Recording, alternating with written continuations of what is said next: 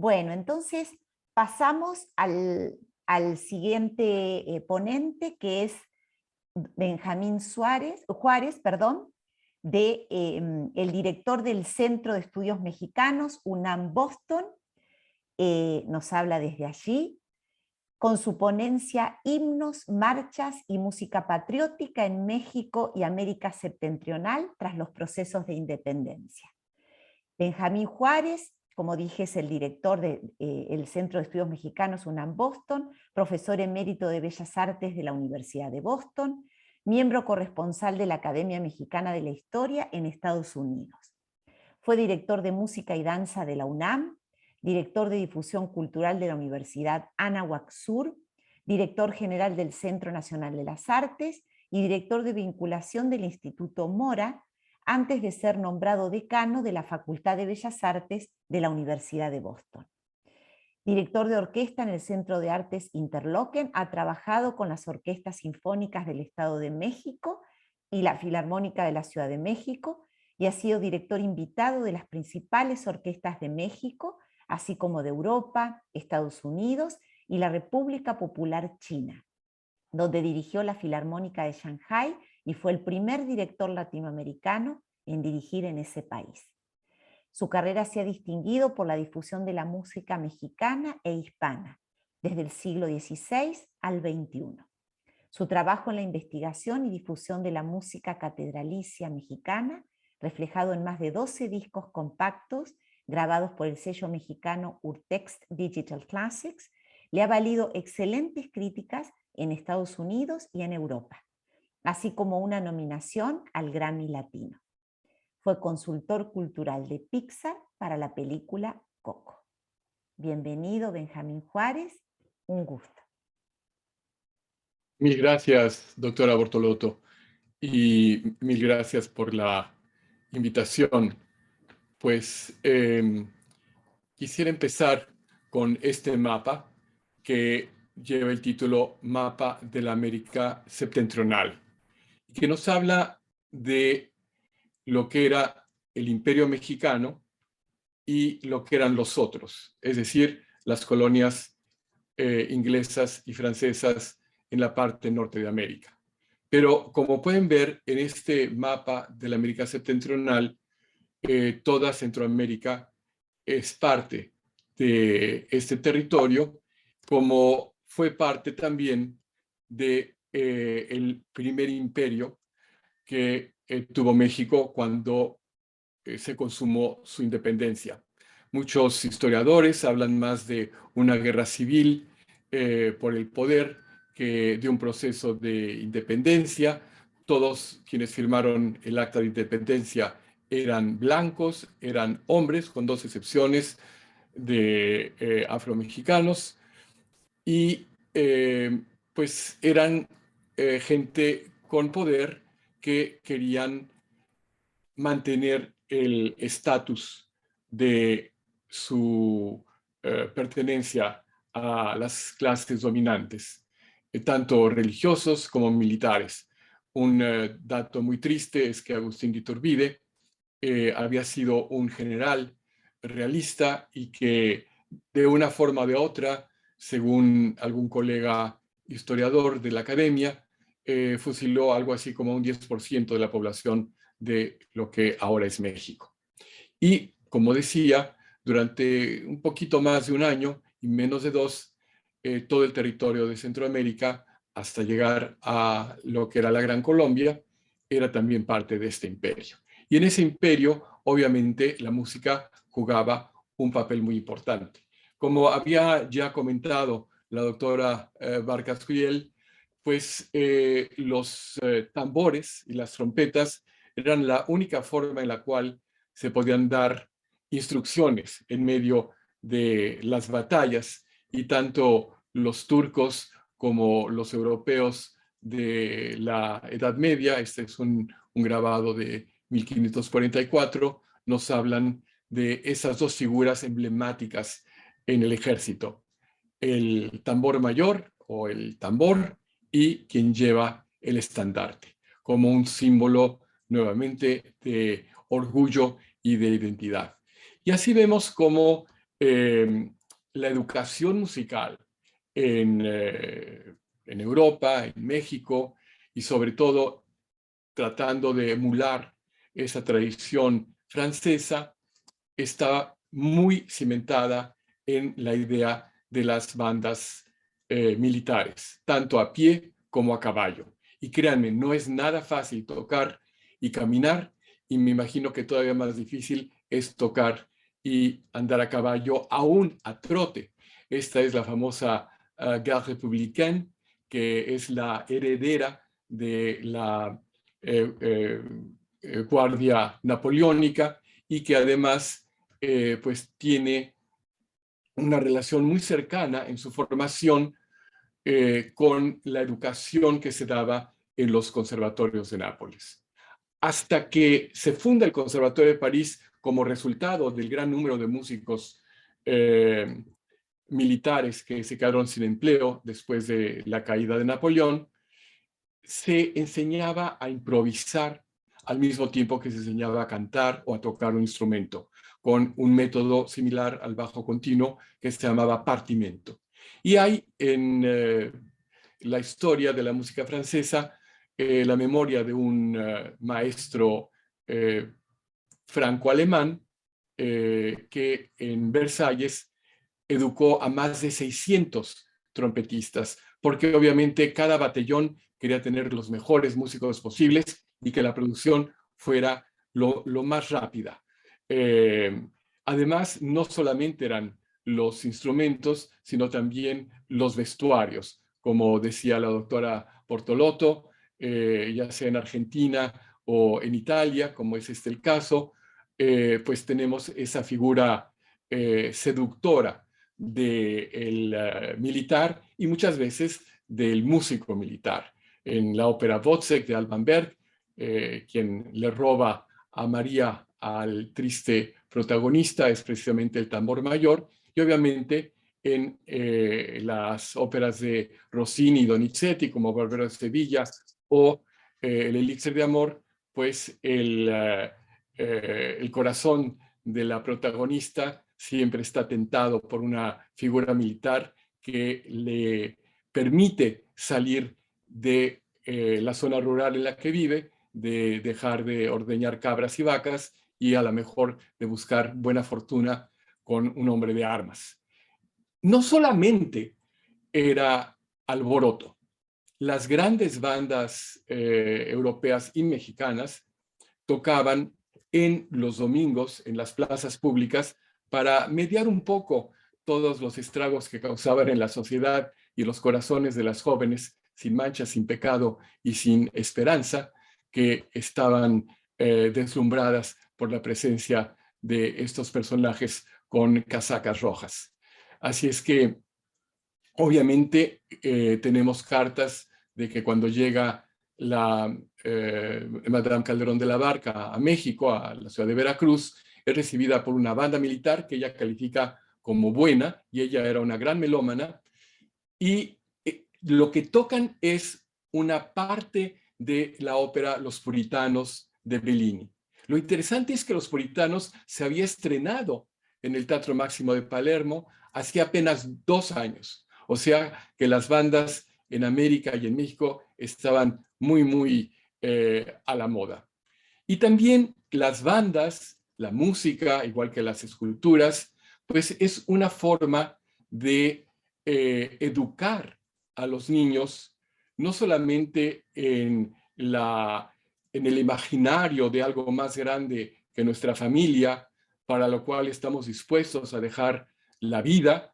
Es curioso que los himnos de América Latina, mientras más cercanas a las letras a la guerra de independencia, más sanguinarios son, y como la mitología de todos ellos es que es el segundo más hermoso del mundo después de la Marsellesa. No sé por qué la Marsellesa es el mejor himno del mundo, pero también se inculcaba un poco esa idea del resentimiento, como se hizo en Francia después de la pérdida de Lorena a los alemanes en el siglo XIX, y los niños en la escuela estaban siendo adiestrados en esta historia y cantaban y escuchaban la Marcha Lorena y otras obras patrióticas importantes. Obviamente, dentro de la Gran Bretaña, la figura de los Beefeaters con sus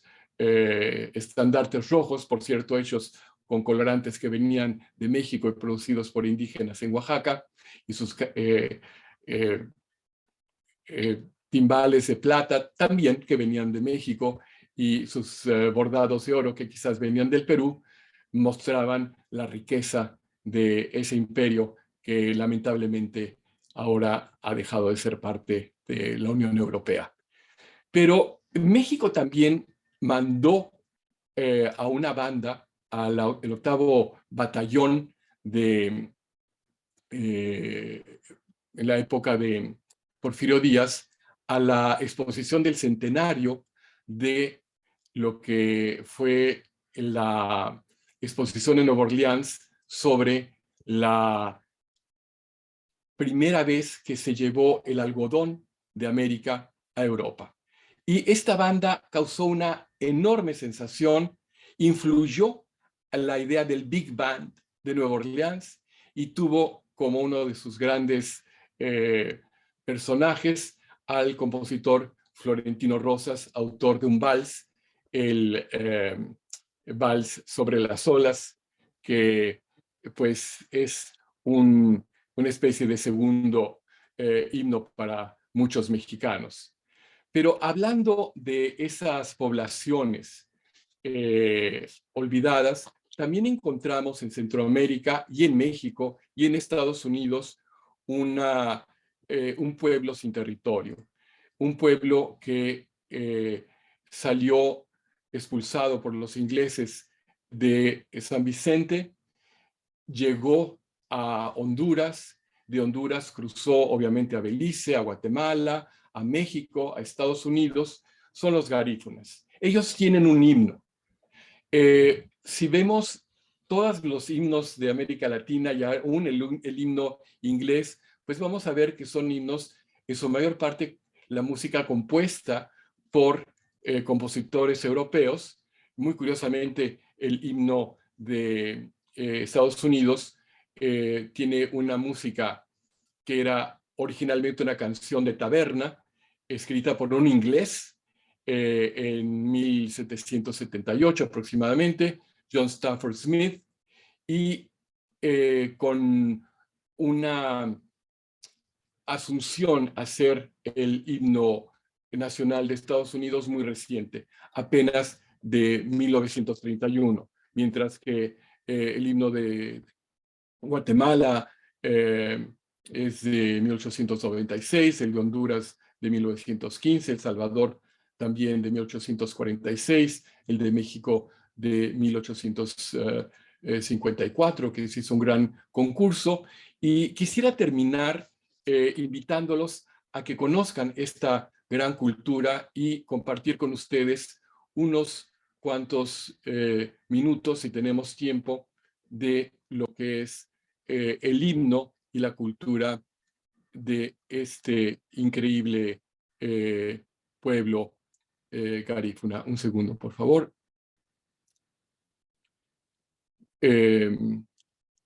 Esto es el principio de una película que se llama Jurume.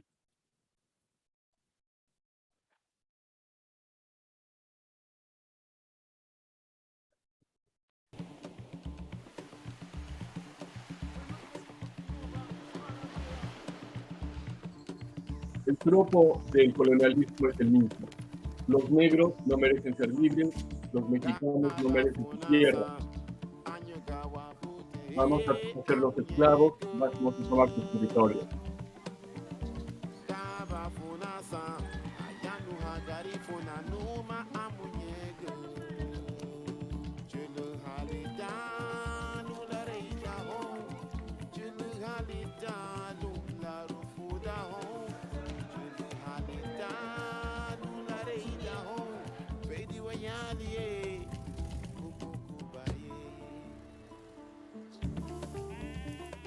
My grandfather actually was a Carib Mi abuelo era caribeño, pero no lo supe hasta que fui adulto. Yo soy caribeño.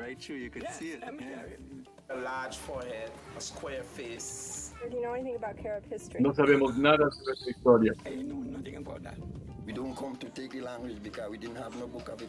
No tenemos maestros, no tenemos libros.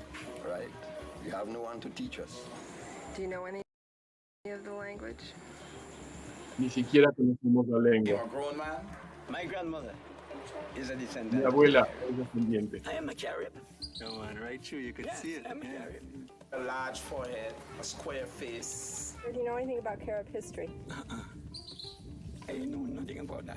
We don't come to take the language because we didn't have no book of it. We had no one to teach us. Right. We have no one to teach us. Do you know any of the language? I don't know. The Caribs, they were cannibals, they were warlike, they were stupid, they all names of evil we were being called. Don't forget your culture. If you lose your culture, you lose your identity. Pierden la If you cultura, lose pierden la your identity, identidad. you don't know where to go.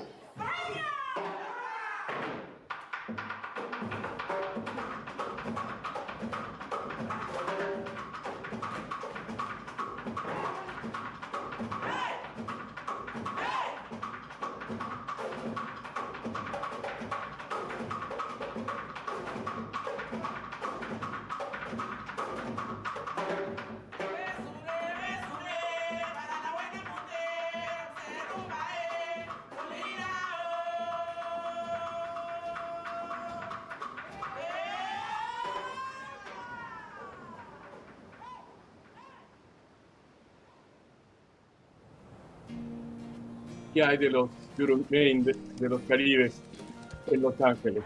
¿Qué hacen? Cerca de los mexicanos.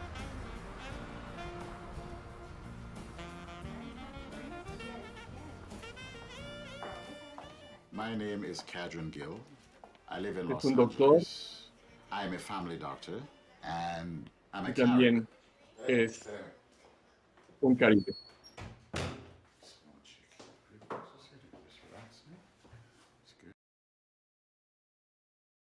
Me gustaría tener más tiempo para compartir las riquezas de este pueblo entrañable, del cual México se ha enriquecido. Familias de grandes músicos como los Laboriel han pasado por México, introdujeron uno de ellos, Johnny Laboriel, el rock and roll, era el Elvis Presley mexicano, era también de origen hondureño, caribe, y pues su hermano es uno de los más grandes bajistas del mundo, con más de 4,000 tracks, que ha trabajado con Madonna, con Elton John, con Carlos Santana. Creo que es más fácil decir con quién no ha trabajado que con quién ha trabajado. Así es que mi reflexión es ver cómo hay muy poco de música nacional en los himnos nacionales.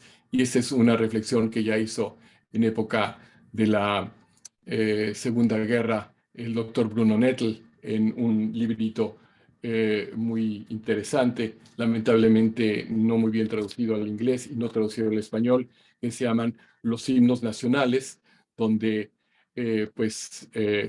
ve con precisión el origen de la música, de la letra, habla del himno nacional mexicano como algo muy interesante, con una parte cromática, muy difícil de cantar, con una extensión vocal muy alta, que además se parece mucho a una obra de un compositor alemán del siglo XVIII y que tiene una modulación muy emotiva a mi bemol, estando en do mayor, lo cual es un poco sorprendente, pero pues no encuentra en ningún himno de América Latina esa esencia nacional que sí encontró en otros territorios del centro europeo.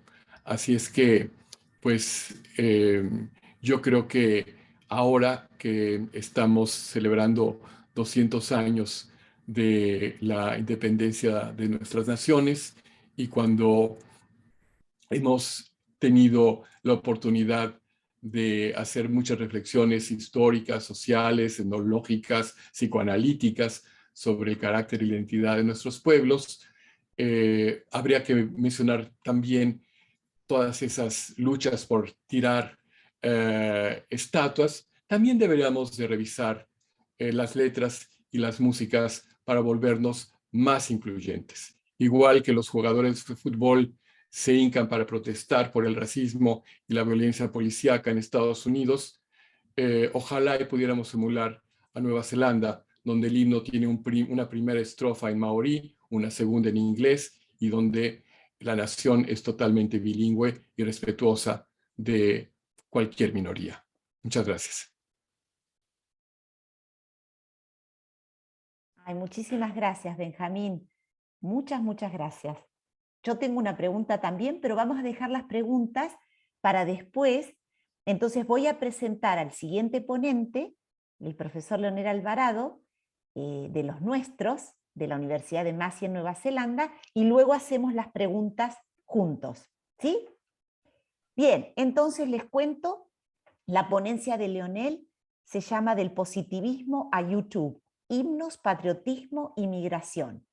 Leonel Alvarado dirige los programas de español y de portugués en la Universidad de Massey University en Nueva Zelanda. Ha publicado más de 10 libros de poesía, crítica y narrativa, además de ensayos sobre cultura y literatura latinoamericana en revistas especializadas. Ha recibido varios premios literarios internacionales. Sus libros más recientes son El futuro que no fuimos y El lirismo patriótico centroamericano, himnos, nacionalismo e identidad. Bueno, bienvenido, Leonel. Muchísimas gracias, Celina. Qué alegría estar aquí con ustedes en este simposio que nos está dejando tanto, pero qué maravilla. Estoy muy feliz y sobre todo de compartir esta mesa con Benjamín y María Clara. Y de hecho, en mi presentación voy a seguir algunas de las líneas presentadas por ellos porque afortunadamente ellos han creado el contexto, lo han definido de una manera maravillosa, el contexto en el que está basada mi presentación. Benjamín y María Clara hablaron de la necesidad de cambiar el himno, o María Clara habló, ¿no?, de que en Costa Rica se ha hablado de la posibilidad de hacerle cambios al himno. Esto ocurre algunas veces, ¿no? En Rusia, por ejemplo, el himno ha cambiado 3 veces y por una razón que quizá no merezca ninguna explicación, Putin prefiere la música que también prefería Stalin, ¿no? Y no voy a decir nada más sobre eso. El 1 de enero de este año, el Parlamento australiano aprobó el cambio de 2 palabras al himno nacional. 2 palabras solamente después de debates de décadas. Porque en el himno se hablaba de una nación joven que obviamente desconocía a los aborígenes. Entonces se cambió de una nación joven a una nación una y libre. En el 2018, me parece, al inicio del gobierno de Trudeau, en Canadá se le cambió al himno 2 palabras también. Se hablaba el himno decía, protege a nuestros hijos, se refería a los hombres a los jóvenes que estaban en la Primera Guerra Mundial. Se cambió a protégenos, para ser obviamente más incluyente, para incluir a las minorías sobre todo. En 2015 Suiza cambió el himno completamente para hablar de la tolerancia y de que se trata de una sociedad incluyente. Así que han ocurrido varios cambios. En el caso de Guatemala, por ejemplo, durante la dictadura de Ubico, en 1934 se cambiaron al himno 4 versos en los que no se quería hablar del presente sangriento en el que se encontraba el país. Y, por ejemplo, estos versos que decían, tinta en sangre tu hermosa bandera, de mortaja la audaz servirá, se cambiaron a, libre al viento tu hermosa bandera, a vencer o a morir llamará. Se quería evitar toda referencia a la sangre, ¿no?, a la represión que había en esa época. Y también en la segunda estrofa, nuestros padres te arrancaron del potro sangriento, se cambió a nuestros padres lograron sin choque sangriento. A mí me cautiva en realidad la vigencia que tienen los himnos. ¿Por qué? A pesar de haber sido escritos hace más de un siglo, ¿por qué tienen tanta importancia? Se trata de textos anacrónicos, ¿no? Escritos por malos poetas o por señores con pretensiones poéticas. Que yo sepa, los únicos himnos escritos del mundo, escritos por poetas notables, son el himno de Senegal, escrito por el poeta Senghor, y el himno de India, escrito por Rabindranath Tagore. Son los únicos que yo sepa. Los demás, pues escritos por, como digo, a veces por militares o por gente que tenía pretensiones de poeta o por poetas. Por ejemplo, el himno de Guatemala es un caso interesante porque se escribió por concurso y el ganador fue un miembro del jurado, el poeta cubano Palma, que estaba en Guatemala. Nunca reclamó el premio, obviamente, ¿no? Pero él fue el ganador. ¿Por qué entonces tienen tanta importancia, tanta vigencia? Me interesa, por ejemplo, la forma en la que el himno es recibido en el extranjero por los inmigrantes, ¿no? Por los inmigrantes centroamericanos.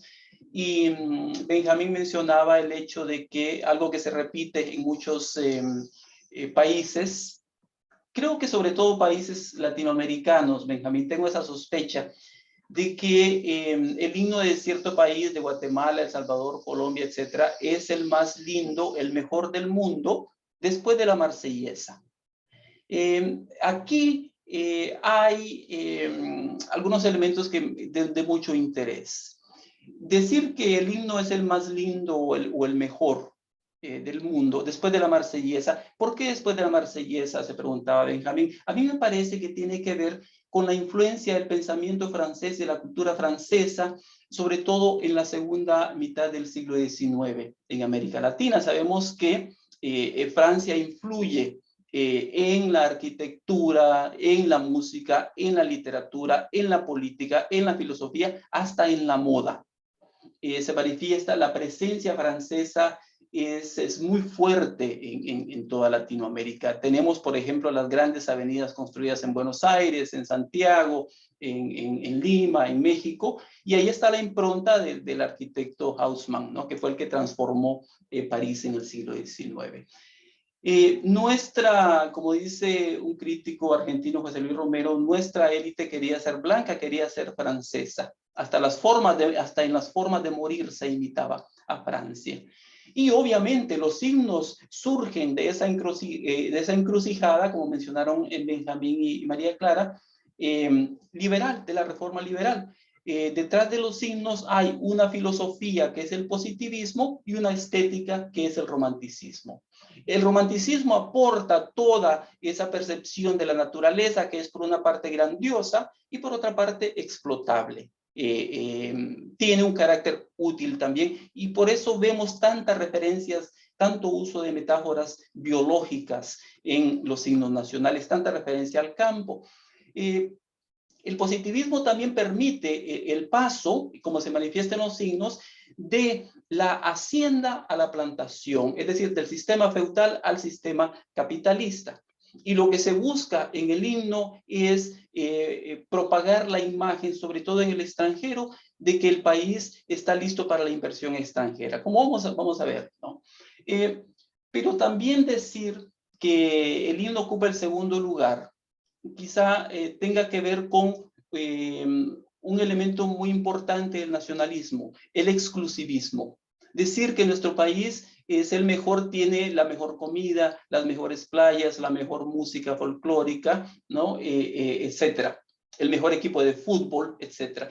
Que eso nos hace pertenecer a esa comunidad imaginada que mencionaba María Clara, ¿no? de Benedict Anderson, que nos hace exclusivos, mejores que los otros. Y eso era también lo que se buscaba propagar en la época de la Reforma Liberal. Es decir, que el país tenía esta gran abundancia natural, que era uno de los mejores, un país seguro además para la inversión. Entonces, esta es una discusión que he copiado yo de YouTube, ¿no? Hay una parte de mi estudio que se enfoca precisamente en analizar estos comentarios porque me parece a mí que nos dejan mucho sobre la importancia que tienen los himnos y cómo a través del himno nacional el inmigrante puede todavía restablecer sus vínculos con la patria perdida a través de un tipo de nacionalismo a distancia y un nacionalismo banalizado a veces porque muchas veces el himno está al mismo nivel que de la comida, que las playas, por ejemplo. Hay muchos comentarios en los que se habla de que el himno provoca mucha emoción, provoca llanto y en el que se extraña a la patria, se extraña la comida. Y otro elemento que es, por ejemplo, en este caso, este comentario dice que al volver al país va a comer hojaldras, creo que está diciendo, tortilla, va a comer de todo un poco. Entonces aquí lo que hay es una relación sinecdóquica con la nación, es decir, en las partes está el todo. A través de la comida se establece esa relación nostálgica con el nacionalismo, ¿no? ¿Cómo ocurre con el himno? Entonces, Te amo Honduras, por ejemplo. Incluso me parece a mí que en estos casos de los comentarios, los errores de ortografía también son esenciales, ¿no? Porque establecen un tipo de relación a través de la letra con la patria, con la nación. Pero una especie de desfiguración, una especie de alteración, de mala escritura del nacionalismo. Recordemos que los himnos son productos de una élite letrada y son impuestos desde el poder, desde arriba, una relación vertical y son en realidad la proyección de un hombre. Porque los himnos fueron escritos por un hombre, la música fue compuesta por un hombre. Las naciones son invenciones masculinas.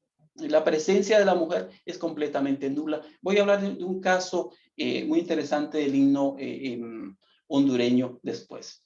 Bueno, y además, otro elemento importante del nacionalismo, y esto también está muy relacionado con la idea de decir que el himno es el segundo mejor del mundo, es que se proyecta una imagen selectiva del país. ¿No? Ya Benjamín y María Clara hablaron de esto, ¿no? De cómo se excluye de la música nacional a las minorías.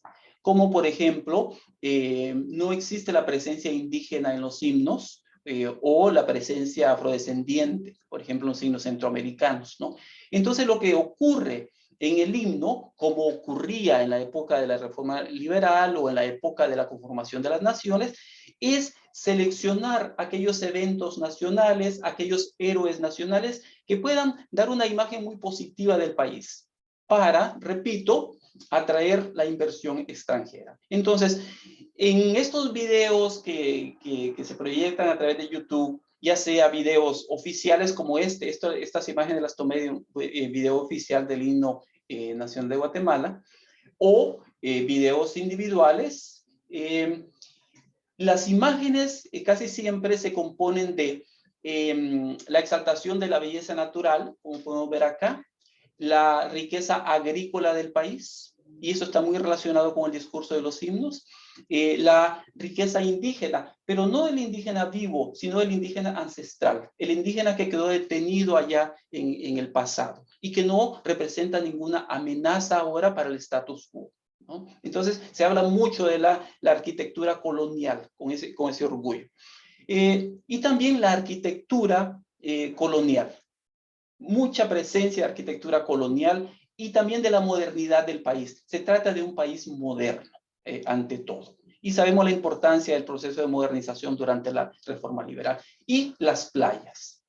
Todos estos elementos constituyen una imagen selectiva del país, que es lo que ocurre en los himnos nacionales también. Bueno, entonces se quiere proyectar la imagen de que el país está open for business, ¿no? Está listo para la inversión extranjera.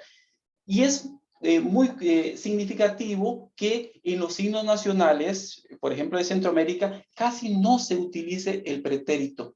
Casi no haya verbos en pretérito. Hay muy pocos, uno o dos, por ejemplo, en el himno de Panamá o de Costa Rica, porque se quiere proyectar la imagen del país hacia el futuro. Hablar de lo bien que está el país, de lo seguro que es el país, de la abundancia de la naturaleza, por ejemplo, y olvidar el pasado. Y aquí hay un elemento que a mí me parece también que es muy interesante. El himno de El Salvador, el de Guatemala y el de Panamá hablan de la felicidad. Pero la felicidad en este caso es parte de la política de Estado. Y esta idea es tomada directamente de Estados Unidos. Es una idea jeffersoniana, ¿no? de la Constitución de Estados Unidos. Decir que el Estado va a garantizar la felicidad de sus ciudadanos. Es una felicidad que se manifiesta en la prosperidad, en el caso de Estados Unidos, y esto, como sabemos, lleva después al consumismo excesivo. Es un derecho a la felicidad garantizado por el Estado, y es interesante que aparezca en algunos signos de Centroamérica. Y sí, muy bien. Una imagen, la imagen positivista del trabajo y la paz, sin duda, ¿no? Por cuestión de tiempo no me voy a detener en estos signos, por ejemplo, la idea de la fecunda labor, el arado y la espada. A mí me parece que el espacio emblemático del himno de Costa Rica es el Valle Central, ¿no? Que desconoce la existencia de la costa por la riqueza, por la fertilidad. Y por cuestión de tiempo me voy a centrar en esto, ¿no? Se promueve la idea de progreso. El país está listo para la inversión y sabemos que el lema positivista es orden y progreso. Es una vergüenza que en la bandera de Brasil todavía se mantenga ese lema, que es un lema totalmente racista, ¿no? Orden, es decir, un gobierno de mano dura, una dictadura que eliminará todos los obstáculos, eliminará a los indígenas, como las campañas del desierto, por ejemplo, en Argentina, ¿no? Y excluye a las minorías, como he dicho, ¿no? El caso del himno hondureño es interesante porque es el único himno en el que aparecen los indígenas, pero aparece la India virgen y hermosa.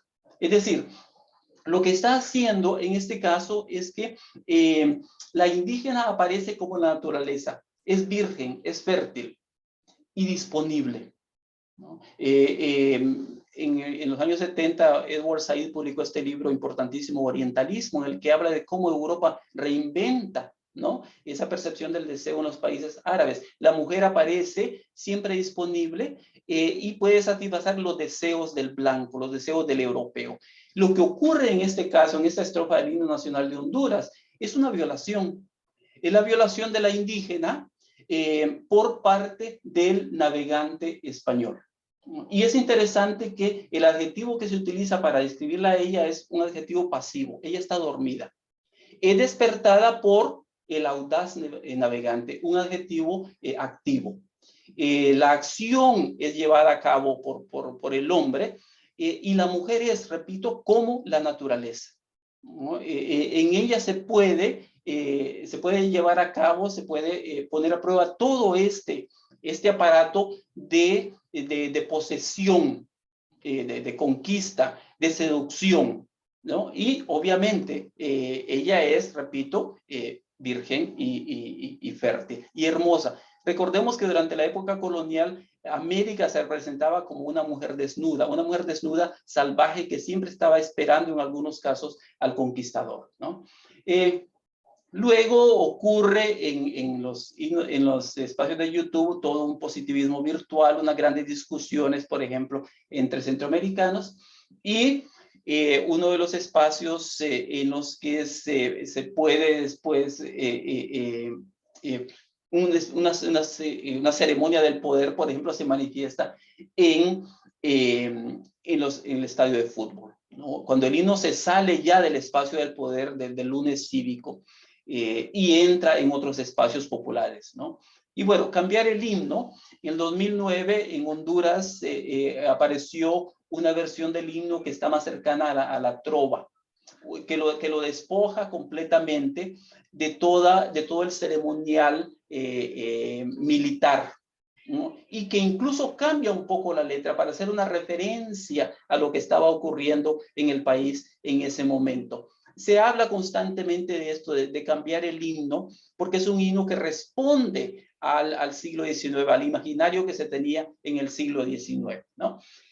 Esto que les he presentado es, esta versión la canta Carla Lara. Es parte de un libro que se llama el idioma patriótico centroamericano, ¿no? En el que me hago esta pregunta de por qué son tan importantes los signos. ¿Vale la pena en realidad sentarse a conversar sobre esos temas? Me parece que sí, me parece que los signos, como las constituciones de la República, como los mitos fundacionales, corresponde a una época anterior, una época en la que nos imaginábamos el futuro posible de la nación, pero que no podíamos prever qué ocurriría después en ese futuro. Así que me parece muy importante tener ese tipo de discusiones, ¿no? Para ver cómo se puede reflejar a través de este discurso fundacional los eventos que ocurren en una nación en el presente. Bueno, queda mucho por decir, pero por cuestión de tiempo acá lo dejo. Muchísimas gracias. Bueno, muchas gracias, Leonel. Ahí estaba corriendo un poco con el tema del tiempo.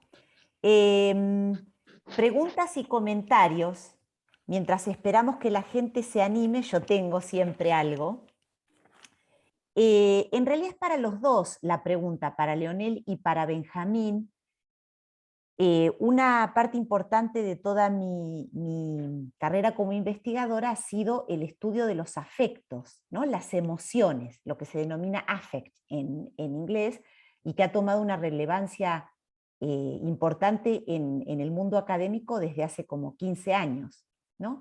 Entonces, mi pregunta es, más allá de lo espectacular, pensándolo como Benjamin, ¿no?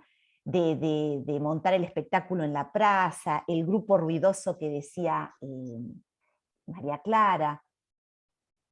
¿Qué hay de lo afectivo? ¿No? Porque sabemos que hay como un cableado neurológico, corporal, que va directo a los afectos con el tema de la música. Entonces, ¿cómo entra el himno en lo afectivo? ¿No? ¿Qué tipo de formato musical apela a lo afectivo y de qué manera? Porque después tengo otro comentario, con lo del deporte, ¿no? Pero bueno, a ver si, ¿qué nos podían contar de eso? Benjamín, por favor.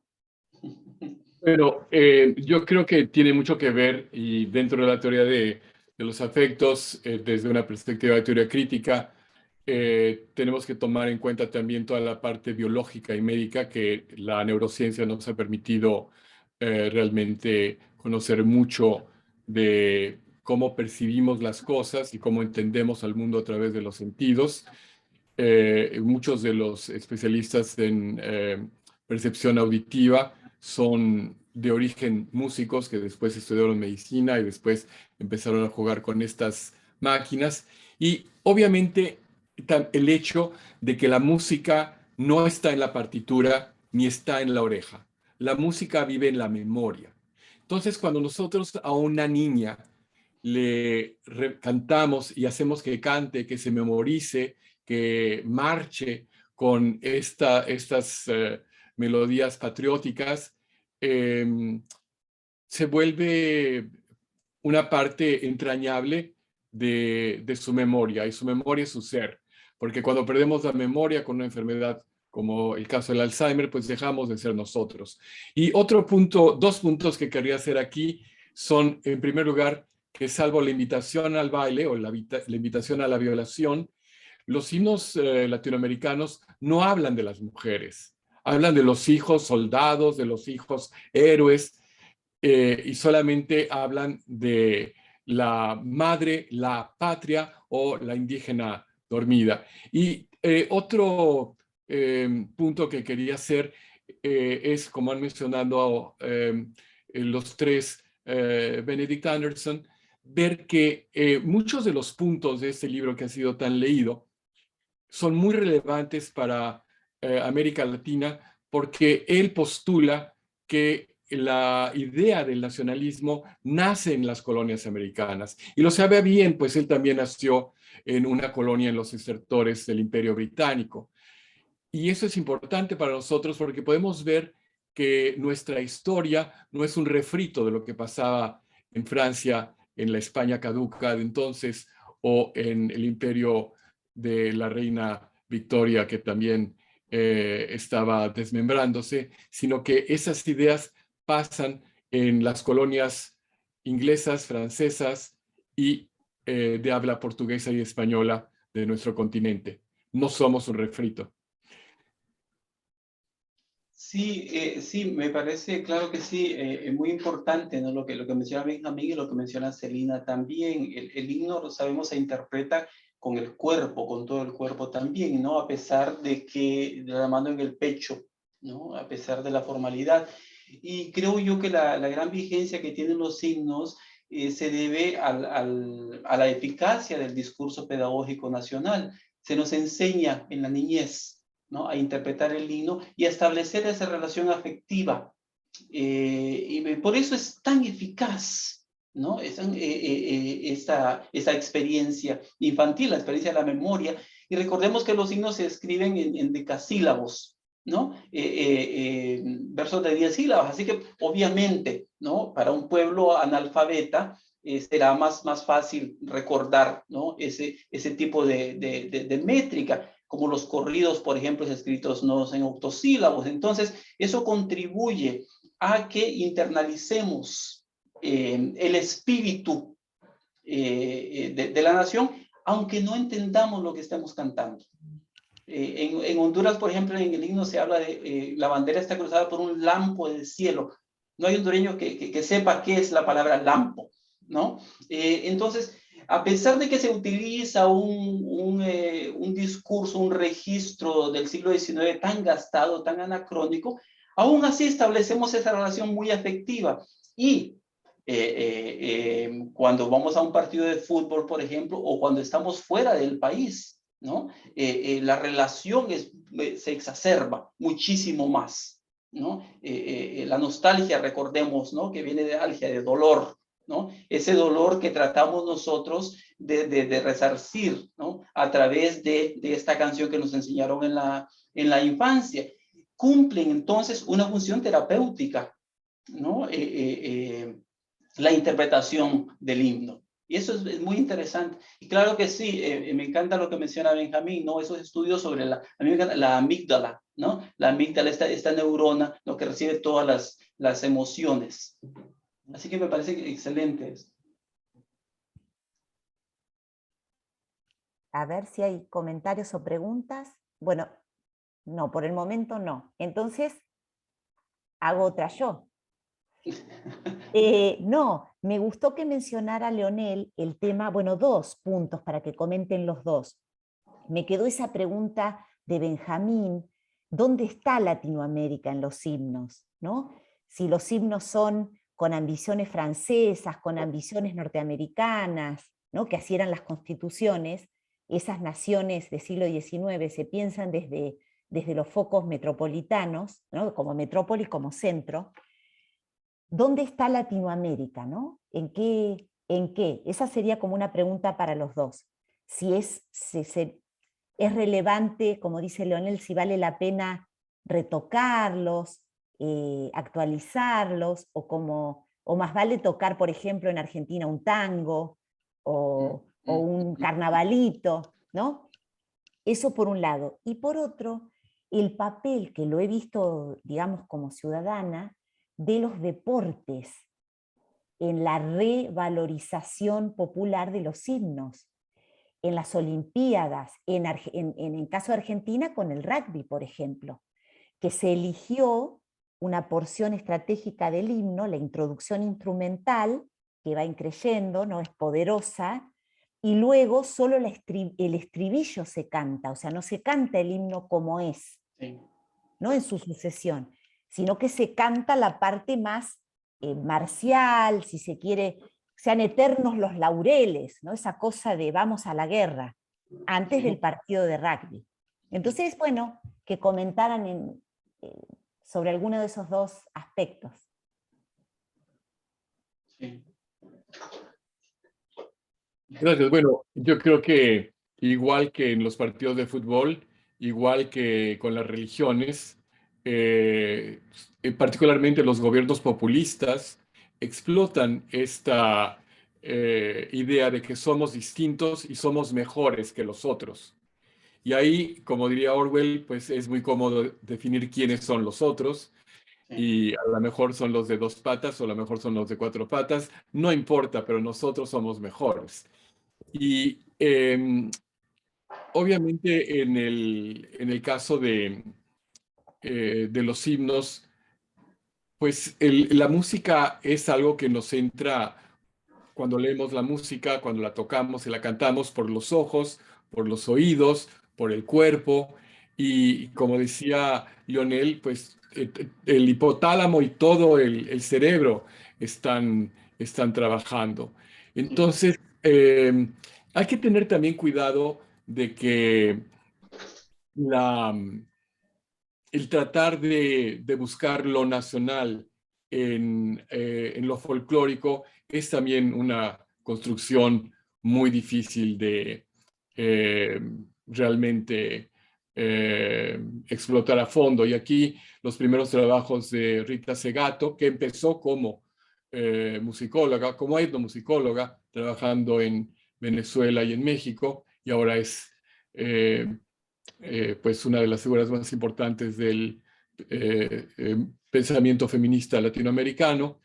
Eh, Tiene muchas ideas interesantes al respecto. ¿Dónde está Latinoamérica? Pues Latinoamérica está en Nueva Zelanda, Latinoamérica está en Polonia, Latinoamérica está en África. En Estados Unidos hay unos 40 a 60 millones de latinoamericanos, el 80% de ellos mexicanos. La segunda ciudad más grande de mexicanos no es ni Guadalajara ni Monterrey, es Los Ángeles. Y lo mismo podríamos decir de Chicago como la ciudad que tiene más polacos después de Varsovia, o quizás más que Varsovia en algunas fechas. Así es que todo el concepto del nacionalismo yo creo que es el que tiene que estudiarse con una perspectiva de Freire, de cómo nos liberamos, de qué nos sirve el nacionalismo para liberarnos de todas esas telarañas poscoloniales que siguen rondando en nuestra mente y nuestras emociones, pero no simplemente como esponjas, sino con una conciencia crítica y creativa. Claro que sí. Lo que se encuentra en los signos no es una imagen de Latinoamérica, es una imagen posible del país, de la nación, ¿no? Una imagen muy selectiva, ¿no? Como decía, excluyente, que se quiere transmitir. Y en algunos casos, sobre todo por la influencia del positivismo, la imagen de una patria blanca, ¿no? Sobre todo el himno costarricense, ¿no? Porque es parte de la política de la época, ¿no? De lo que estaba ocurriendo en Guatemala, por ejemplo, ¿no?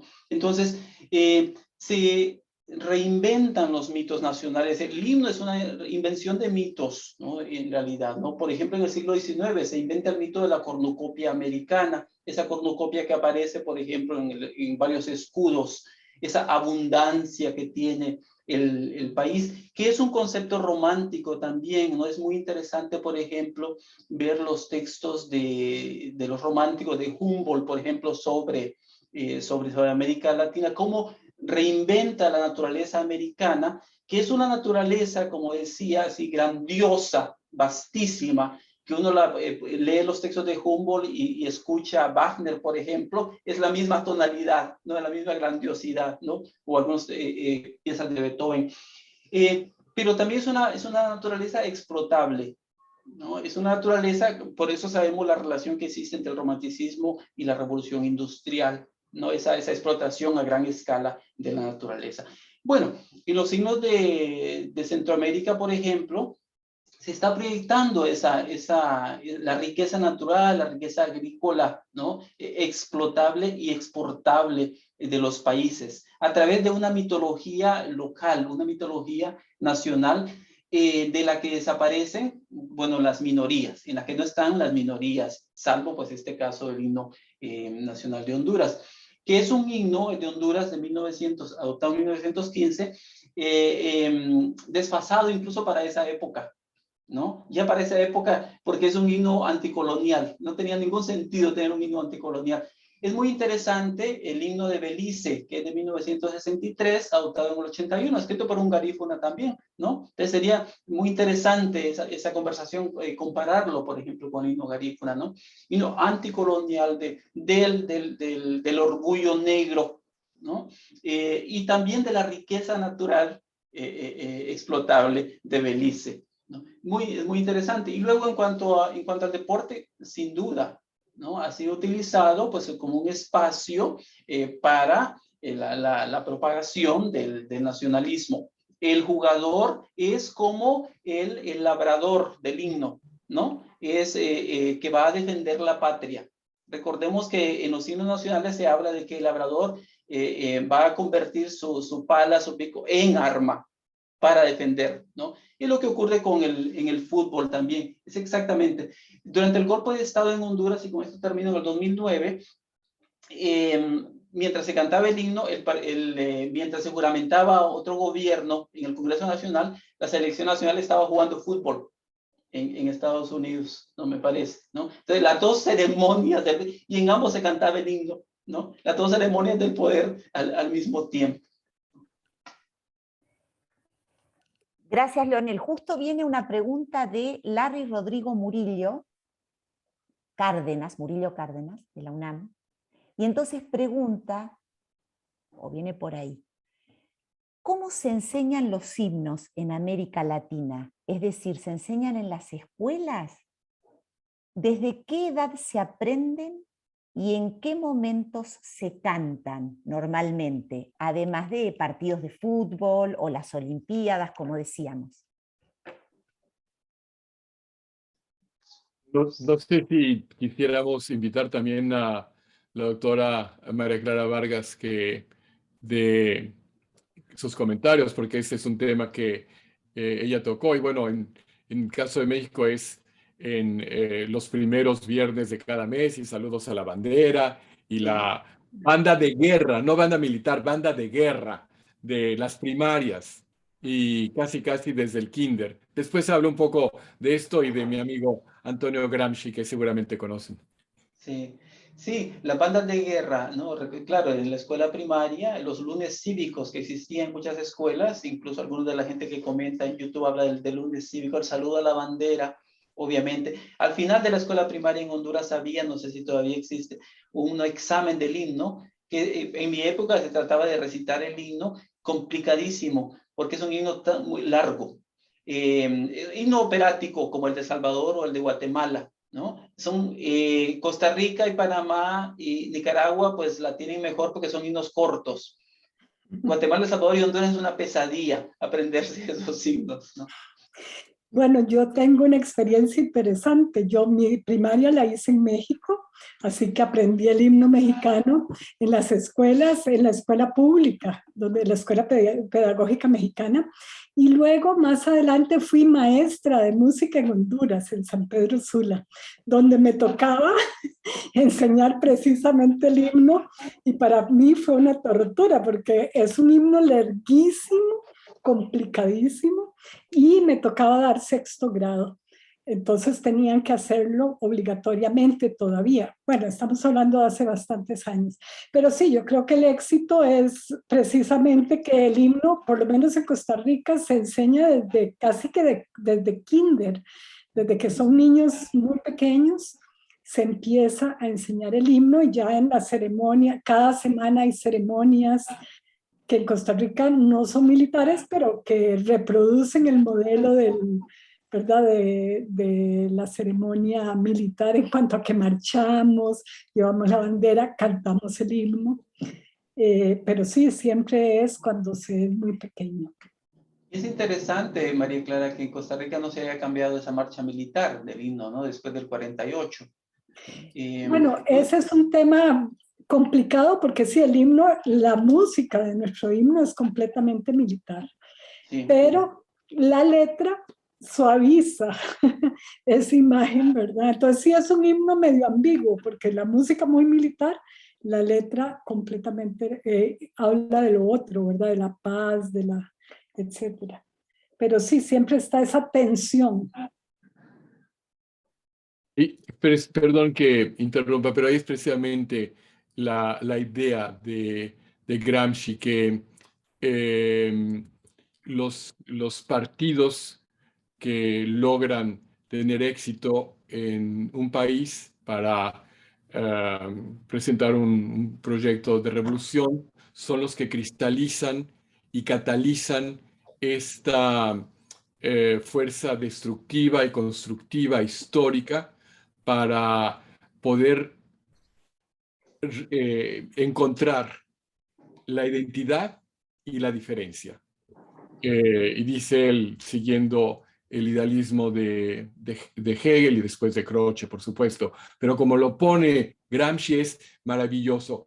Esta manipulación que nos hace unos y nos hace diferentes. Y cambia, históricamente cambia. Leonel, ¿algún comentario para cerrar? No, bueno, muchísimas gracias. No, a mí me parece que estas son conversaciones muy importantes, ¿no? Cuando concebimos la idea de este simposio, pues nos interesaba hablar de esos discursos fundacionales, de la importancia que tiene el siglo XIX. Es importante entender el siglo XIX, me parece, latinoamericano, para entender el presente. Y ver qué vigencia tienen esos discursos todavía, cómo se pueden leer ahora, qué impacto tienen, incluso en procesos migratorios, procesos que en esa época no se podían concebir, ¿no? Así que me parece a mí que es muy importante tener este tipo de discusiones.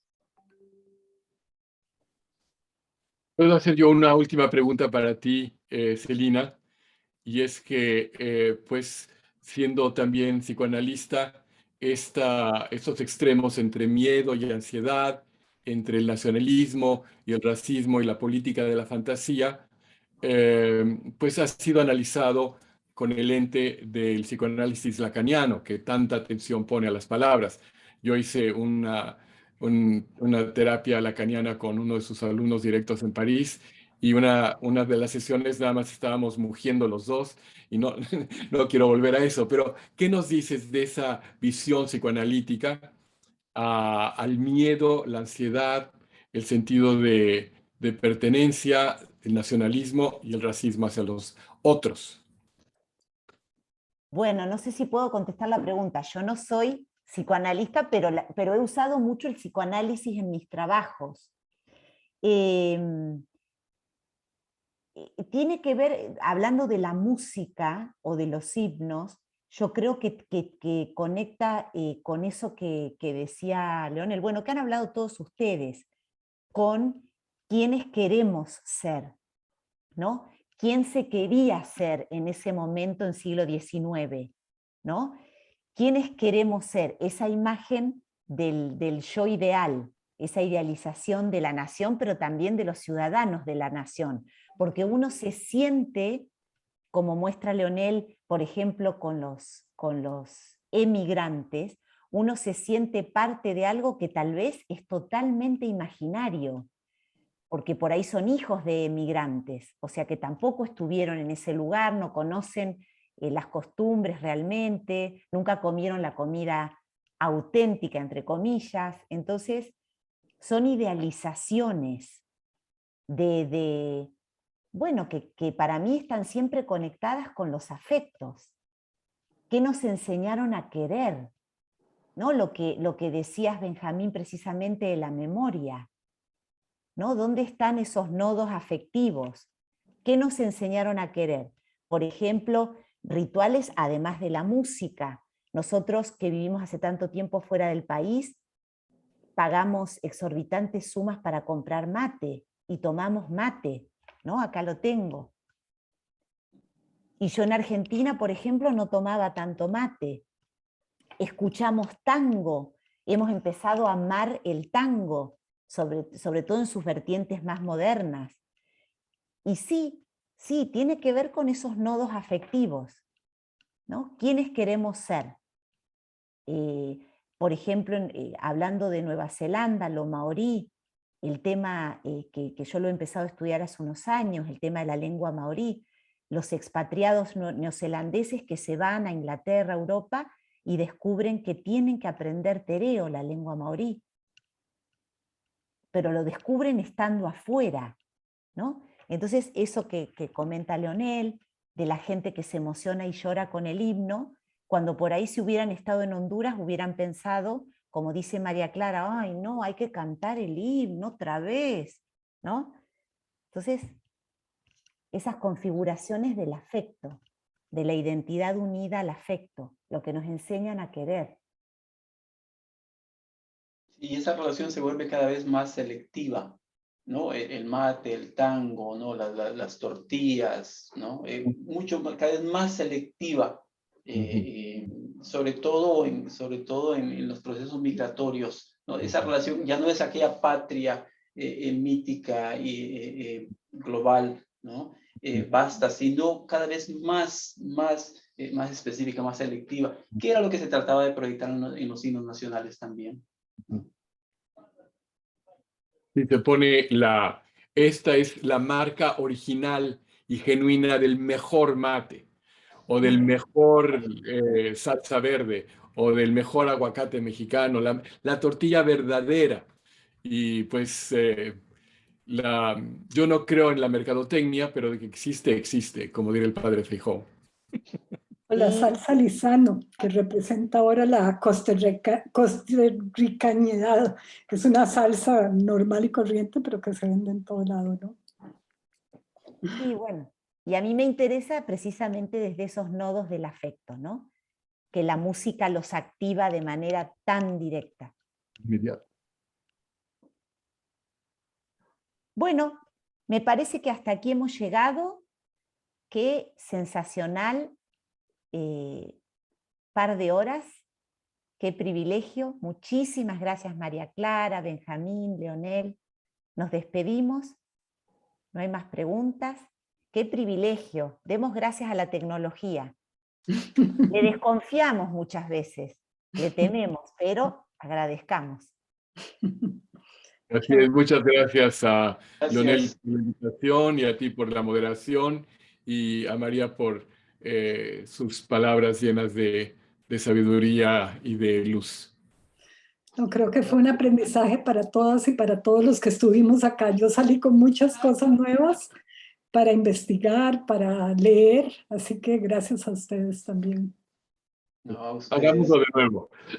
Por supuesto, uno queda con ganas, ¿no? De seguir, claro que sí. Me encantó que María Clara mencionara a alguna gente, por ejemplo, en tu lista, gente que yo cito, a Moretti, ¿no? Acuña, Taracena, todos ellos, ¿no?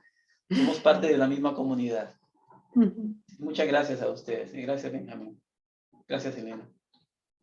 Chao. Chao, chao.